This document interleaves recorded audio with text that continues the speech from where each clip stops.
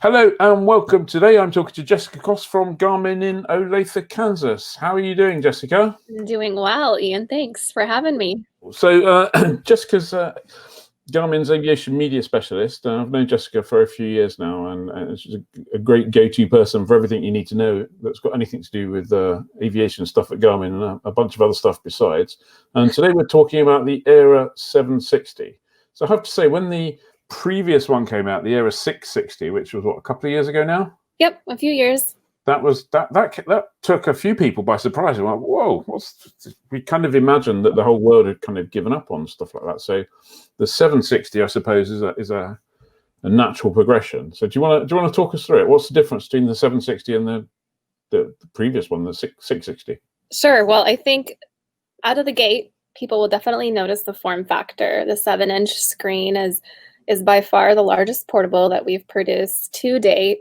I'll put it next to my cell phone here to kind of give you a scale of size, so you can kind of see it's definitely a lot larger than your typical cell phone, but smaller than, a full-size iPad.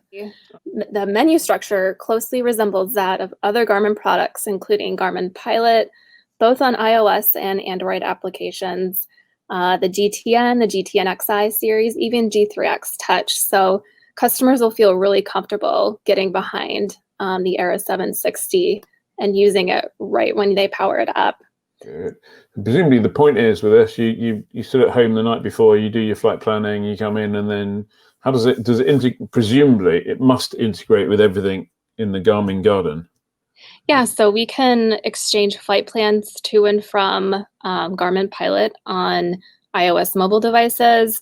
We can also wirelessly transfer flight plans between the GTN XI series, the GTN 650, 750, and then even the GNS 438W or 530W using FlightStream 210 or FlightStream 510. So there's a lot of flexibility and communication paths between all of the Garmin products and the AERA 760. So if you change your flight plan in the GTN or in Garmin Pilot, it'll automatically match within the AERA 760. So you're not entering your flight plan information in multiple areas. Whoa, wait a minute. What's going on? All this talking, no flying. Well, we had hoped to get our own AERA 760 earlier and go flying with it, but unfortunately, thanks to coronavirus, it's been delayed. As soon as we do get it, we'll jump in the airplane, go flying, and give you a report and test it in UK airspace.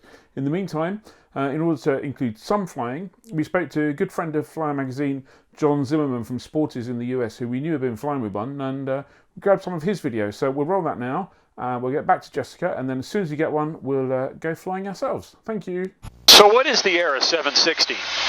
In many ways, it looks like just a bigger version of the AERA 660 that Garmin introduced about 4 years ago. And that's true. It is, at the end of the day, a touchscreen GPS navigator.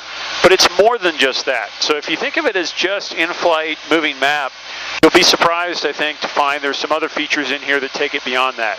For one, it's not a bad pre-flight tool. You can connect to Wi-Fi at the FBO or at your house. You can look at weather. You can look at METARs and a radar map over Wi-Fi. You can do database updates. There's also complete EFB tools here, so you can do weight and balance calculations. You can view PDFs on here. You can look at all your charts on here. The AERA 760 is about the size of an iPad mini. Not quite as large on the screen, and it's a little bit thicker, but it's still a handheld device, so it's easy to carry with one hand. It's pretty good for knee board size as well. You can set the screen up to be either landscape or portrait orientation, and in a portrait orientation, it really does fit on your leg quite nicely. So why would you use an AERA 760 instead of an iPad?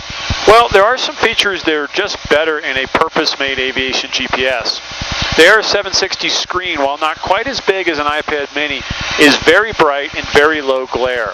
It's just optimized for the cockpit. We're up flying today on a full sun day, no clouds anywhere, in a low-wing airplane, and you can still read the AERA 760 screen with no problem. Yeah, there's a tiny bit of glare in the worst sun angles, but overall it's very, very readable. The iPad, to be fair, is readable as well, but I think the AERA 760 screen is better in direct sun. It's also totally self-contained, has a built-in GPS and GLONASS receivers, built-in 4.5-hour battery. So in a backup, it's a great all-in-one navigator. It's just a great purpose-made aviation device. Thanks, John. I'll leave a link in the description. And now back to Jessica. Why am I going to buy, not me, why am I or anyone else going to buy one of these instead of an iPad? Yeah, I think that's the first question people ask. And I would argue that if you already do have an iPad, it's always a nice backup to have another GPS source. Like, I've had an alternator failure in flight, and granted, I used Garmin Pilot to get me out of that situation.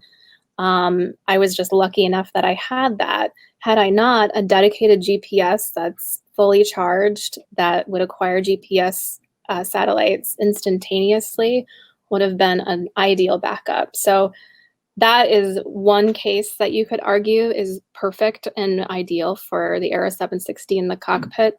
Of course, both its GPS and GLONASS GPS receivers acquire satellites within seconds. So that's also a nice advantage over an iPad or a mobile device. Okay, that was a quick look at the AERA 760. Hopefully you enjoyed that. If you did, do us a favour, give us a thumbs up, click subscribe. And as soon as we get one in the UK, we'll go flying with it and report back. Thank you. Bye-bye.